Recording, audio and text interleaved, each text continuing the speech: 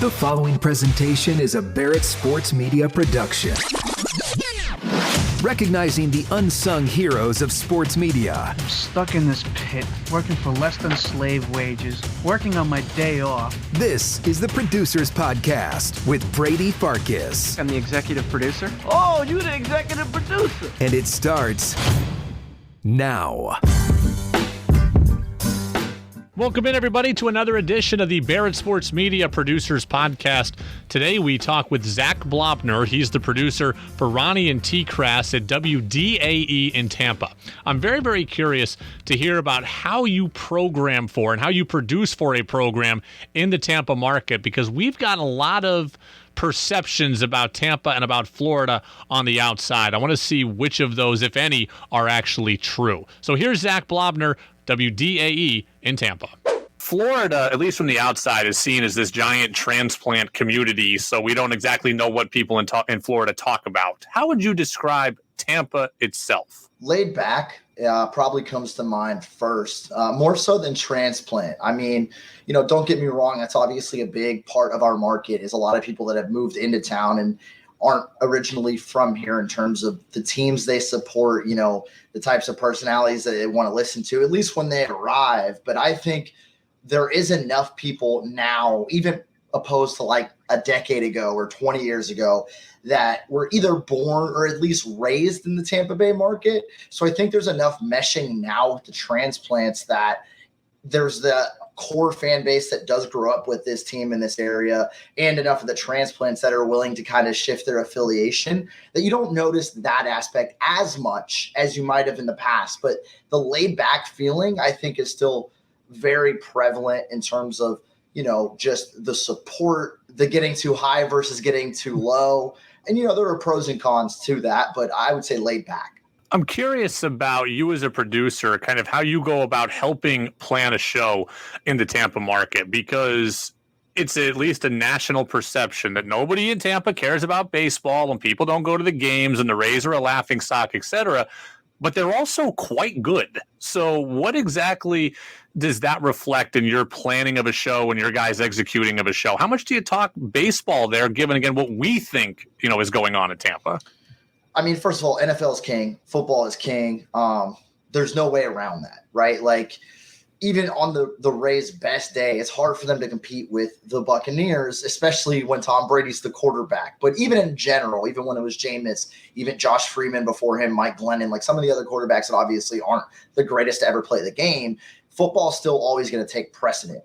And I don't think it's, again, there's a idea that it's the Rays and it's Tampa Bay. But I think in general, a lot of the struggles we have in terms of getting into baseball content are baseball related, not necessarily Rays related. I would say actually the fact that there is so much discussion around the Rays and why they don't work in town creates easy content for us. I mean, if we're having a slow day, which we really don't, at least lately, like we've been really lucky here, obviously, with all the titles the last few years and the runs, that we haven't had many slow days. But there's certain things we can always go to from a content standpoint that we know will pop. The Rays Stadium situation is probably the lowest hanging fruit left in our market from a sports standpoint and a debate standpoint. So that chatter is always there, whether people feel staunchly that like it's over dramatic, overblown, or people think that it's a dead team walking or whatever. That's always an easy talking point for us. And so from a content standpoint, it really is easy for us to get into Rays when we decide to. But in terms of overtaking the Bucks or even a big college slate collectively for all the Florida teams, it just depends. I think the way that I kind of gear it with my guys and myself is, what is the conversation? If the conversation is an update on the Rays score and how they won or lost the game, that to me isn't a conversation. That's a sports update you can get on your phone. But if there was a controversial move like Shane McClanahan, the ace for the Rays, the best pitcher, he gets pulled an inning or two earlier than he should have. Well, that's chatter. We can have that chat, and it might push it into – it might be the topic of the day, at least where we start. When McClanahan got hurt, injuries to your main players are always something that'll push that chatter and make it the topic on a day where it otherwise might not be. So it just depends. But, I think overall, it's just a matter of how do you make games out of 162 seem important when realistically they don't feel important until August and really September. I'm really curious in every market about the role of a producer on their specific show or their specific station, because everybody has their different process. So is it your job to plan the show fully and those guys just execute what you put down? Or do they plan the show fully and they're looking for just support from you? Kind of what is your specific role on Ronnie and TKras?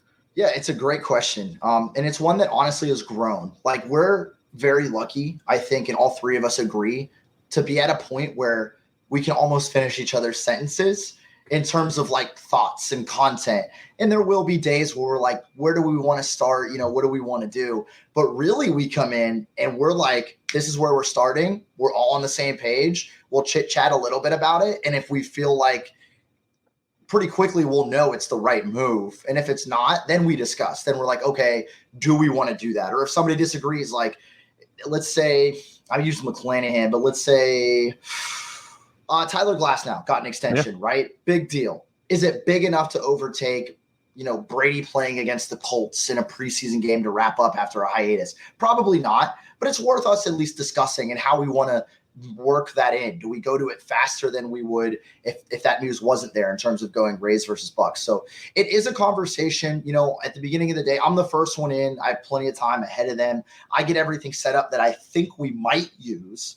And then once we're in and we're set for the morning prior to actually breaking the airwaves, it's like, okay, what do you guys want out of this? Where are we at? Who do we want to, discuss the most? What are the talking points? And again, a lot of it's natural. And I would kind of credit to, man, like just the social media age now. It's not like between Twitter and group texts and like everything else, we're in constant communication. So it's not like we cut the show and then we don't talk again until the next one. I mean, there's a lot of times where during a game or during news, I'm probably tweeting with those guys, the same two guys, Ronnie and Tom. So we already have some ideas of where we can kind of have that chat and that conversation. And again, we kind of let the audience dictate. If for whatever reason we were getting a ton of calls and text on, let's just say, the Lightning because of somebody they signed, and we were like, we think Bucks should be one, but clearly this discussion is hot and heavy. Maybe we do go that route. So we feel really good about what we do as a team, but on the same page, we're not open to listening to the audience maybe trying to push us in a different direction.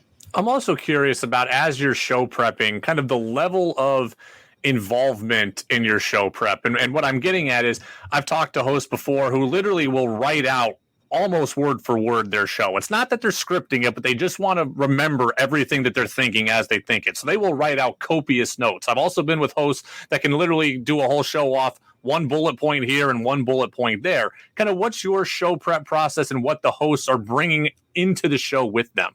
It's weird because it's so different, right? Each three of us has a different route that we go in terms of the prep. Tom TKras, like, he is a little bit more meticulous. He's got, I think it's more bullet point style, and he kind of has ideas of where he wants to go. He'll write out his teases. Like, he knows how, at least where we're going. Maybe if not the entire meat of the sandwich, he's got the bread, the top and bottom ready for each segment of each hour. And that's how he directs. And I'm very similar if I'm like filling in or if I'm doing a different show. On the producer side, I don't do that as much because I don't have that pressure to like get us from A to B. I'm on my side. And I feel a lot more relaxed on the producer side just because of how many things are at my disposal in terms of sounds and just different things that I can be doing. And there's not as much pressure for me to necessarily carry just from talking at certain points. That it's so much more stress-free. But Tom does the bullet points, and Ronnie, I think, similarly has like 2 or 3 things. He's more of like a tabs guy. He doesn't necessarily have like a Word doc with a bunch of stuff, but he'll have all of his tabs ready. And then he can just click from one to one as we get to topic. And that's really helpful. But again, all 3 different, right? Like, so it just meshes together in a way that I think really works well for us. And it ultimately goes back to whether it's the way that Tom preps or Ronnie preps or that I prep. The thing that really makes it cohesive is that we're all on the same page. And we would be doing this anyways. Like, if we were off and we were hanging out at, let's say we got lunch, we'd be having the same chat, just wouldn't be over 3 hours and there wouldn't be commercial breaks. I've also talked with other producers about kind of how you find that sweet spot of when and how to contribute. So I guess this is kind of more of an advice question that you would have to producers, but when to talk, how much to talk, when to jump in? Can you jump in freely, or do you need to be kind of given the mic, and when to play a drop so you're not messing with the rhythm of the show? Kind of just take me through kind of that process, maybe from an advice standpoint. Yeah, it's definitely specific to the hosts, 1,000%. You want to make sure you're on the same page with them. And I think more than anything, communicate. Like, don't be afraid to ask your hosts, whether you've known them forever or you just met them, what are you comfortable with? Do you want to call on me? Do you want me to just pop in whenever? Do you want me to raise my hand? There's just however they prefer it. It's their show. And I think, early on, again, we're at a place now where I feel so comfortable that I approach it differently. I approach it as, what would I say to Ronnie or to Tom, even if the mics were off, because we're good in a comfort spot. But for most of my time with them and most of the other shows I've been on, I always ask myself, like, subconsciously, am I cracking the mic for me, for them, or for the audience? And as long as the answer isn't for me, if I'm not like, I just want to say something, or I want to get this opinion out because I think it matters, I should always be talking to help them out, or because I think it'll help the audience in their experience. Now, again, I'm to a point now, at least with this show specifically, where, yeah, you know what? Sometimes it'll just be because I like my opinion a little bit more, especially if it's something I feel more passionate about, right? So we were talking about discussion versus update in terms of content. Well, if there's like a Rays or a Bucks debate, like, okay, so Tom Brady, why he was gone. Well, if Ronnie and Tom have the same opinion on it, it's not really going to have the same juice as if I have a differing opinion. Well, I'm going to interject more, because then I'm going to kind of get them going a little bit more. There's going to be more spice and flavor to the chat. So, but even then, again, I'm not doing it for me. I'm doing it for their chat, which ultimately is for the audience. So that's my approach. Am I talking because I want to talk, or am I talking because I feel like I'm helping my host and my show become better and have a better segment? And if the answer is yes to that, you're always good to go. The Lightning won 2 of the last 3 titles, and they've just been a juggernaut the last few years. But Florida in general is not a market we from the outside think of as being hockey rich. But, so I know people go to Lightning games. Do people want to hear that on the radio? Does it drive conversation a lot, or is it just like a niche fan base that's crazy at the games, but it doesn't really affect your audience as much? It's so tough, because it's more so the second way you phrased it. Now, the niche audience that's there is as passionate, if not more passionate, than any of the other sports fan bases in our town, and that includes football. The problem is there's just not as many of them throughout the course of the year as football. So when you look at the Lightning, yeah, there's passion there. People like them. They sell out annually. Like the in-person product that the Lightning put out is great. It's great. It probably is the best we have in our market, honestly, for the game day experience, including all the teams. That being said, when it comes to sports debate and next morning conversation for us, rarely does it kind of get to a level where we will have it front of mind and be topic A. And, we do have a lot of people that reach out throughout the course of the regular season. Playoffs is different. We can talk Lightning nonstop in playoffs and people will eat it up, and we're into it too.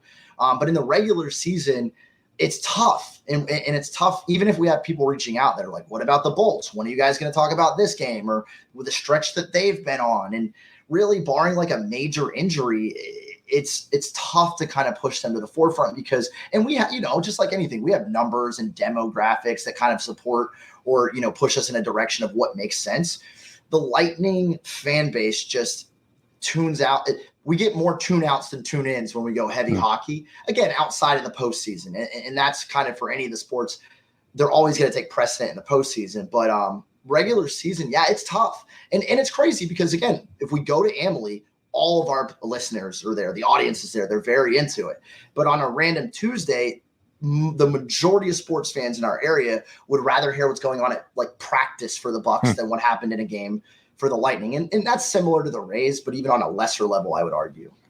Last question. What would be your advice to a young or new producer? Kind of thing number one that they should know. I love this question, because this is something I've tried to tell people all the time as they've gotten into the business, specifically with the producer role. Because there's a lot of ways to answer, how can I get into this field, or where do I start, or how do I handle a podcast versus being on air? And for me, the specific question of advice to new producers on shows is, don't make it about you. Because too many producers get into that role and they're like, I'm a part of this. This is me. Let's go. You're there to support. You're there to make the product better. And don't get me wrong. You should have your slice of that. Like, you should be involved, but you can't approach it that way. If you approach it that way, it's less likely to happen, in my opinion. If you approach it from, how can I make my hosts have a better product? How can I make this show or this segment a better show or segment? Then it's naturally going to get to the point where you reap some of the rewards and you are more embedded. You are more a third chair per se than a producer that's, in honesty, like a level below the hosts. So if you do the producer role the right way and you're focused on being the best producer you can be versus being the best on-air product or talent that you can be, you'll get to a point naturally, in my opinion, organically and effectively, to where you are just embedded in a big part of that show. And I mean, again, I can only speak from my own experience, but I worked in Jacksonville for a few years and I felt like that was the case. And now with Ronnie and Tom here in Tampa, it's similarly, like, I feel like I've done such a good job and focused on them in the show so heavily for so many years that there's no wall between us. They let me be as big of a part of the show as I want, or as little a part of the show on a day-to-day. And I think that's them, in theory, rewarding me for all the hard work I put in, not actually trying to be a part of the show, if that makes sense. Zach, man, I appreciate it. Congrats on all the success, and we'll do it again down the road. Thank you. Cheers, man. I think Zach's last point there, absolutely dead on. And it was the biggest mistake I made as a producer. Just thinking, how quick until I can get on the air? How quick until I can get a show? Zach makes the point very, very clearly. Be the best producer that you can, and those other opportunities will come to you. Also thought it was very interesting to hear his thought on hockey in his market and how much or how little to talk about it. And maybe that's something that could expand to some of you and some of your markets when you have a rabid fan base, but still more of a niche fan base, thinking about how much you talk about them. Zach was great, knew he was insightful before I even spoke to him, walked away even more impressed. We'll see you on the next episode, everybody, of the Barrett Sports Media Producers Podcast. You don't want to believe it, but maybe the show is over. Thank you for listening to the Producers Podcast. To enjoy past and future episodes, check out iTunes, Spotify, Amazon, the iHeart app, and BarrettSportsMedia.com.